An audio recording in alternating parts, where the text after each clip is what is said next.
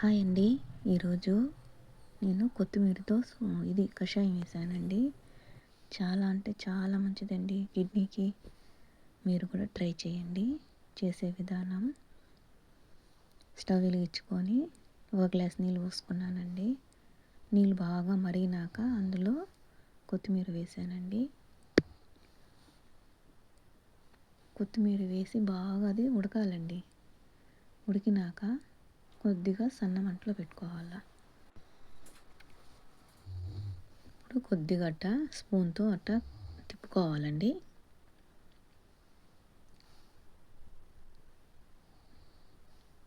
అంతేనండి.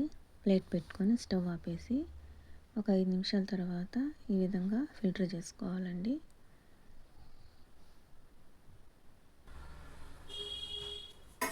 అంతేనండి, రెడీ.